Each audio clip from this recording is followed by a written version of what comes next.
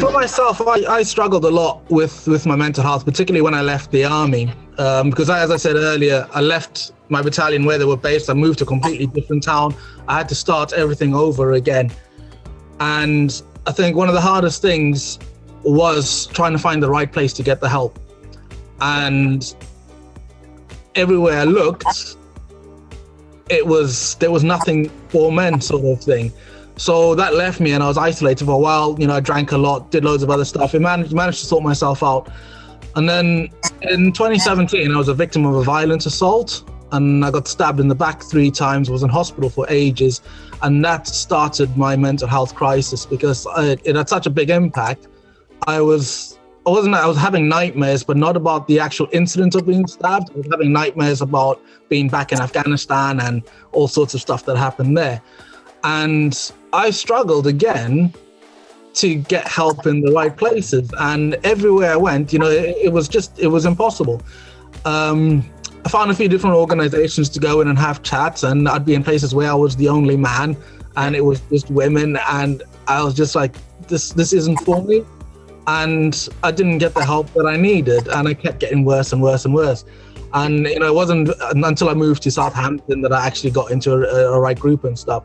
So I think we need to have more men's groups that are just for men. You know, whether you're straight or gay, it's a man's group. So we can feel more comfortable. Here we have 9 individuals, all with different experiences, but we can all sit and talk to each other because we can relate to that. Yeah. And I think that's something that the UK needs to do more of, you know, everywhere else, is groups that are specifically for men to go in and they can discuss everything that they want to, because you're around, you know, it's all peer support. You're around like-minded individuals.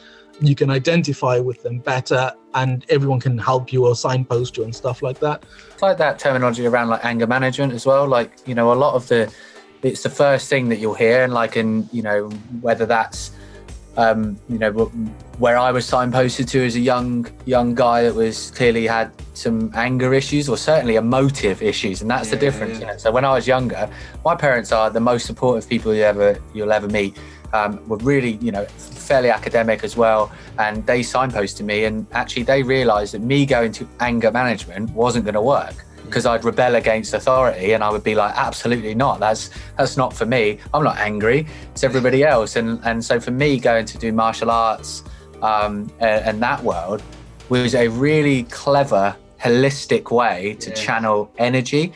And we're so quick to box people into, and we did it with mental health. We went, you're mad, you're crazy, you're angry. And actually, it's about unpicking that. Mine was more around my addiction and my mental health. So when I did access the service, but I had to wait for things to get really, really bad for me to access the service. So even though I knew I had a mental health condition, I just brushing it off, I'll be all right, just take more drugs. Yeah. But until I lost everything, my home, my car, my liberty, I had to lose everything. Then I went, actually, I think I might need to go and get some help. So I went to go and get some help. It turns out that he was saying there was no funding, and I didn't look desperate enough. Yeah. So I didn't have one eye missing or one arm gone or I had one leg. I just walked in like this, but he just couldn't see what was going on for me, and he didn't want to see. So I said, okay then, because I'm living in a house, I'm living in more or less a drug house in Lewisham. He said, what are you going to do now? And I said, well, I'm going to leave here, I'm going to commit crime, I'm going to do a kamikaze move, hopefully I'll get arrested, so I'll get somewhere to sleep tonight. And he went, hold on a minute. And that's the only time he grabbed the phone to give me the support. If I never said that, I'd walked out the door, don't know what would have happened. But I've had to go and tell him I'm going to go and commit crime, don't really care, do a suicide mission, hopefully I'll get arrested and get banged up, so I'll have somewhere to sleep and might get the support that way through the prison. You know, you think about schools, you've got a school counsellor, go to the school counsellor. If you go to the school counsellor, you're mad. No, we need to upskill everybody within the school to be able to have knowledge of mental health first aid.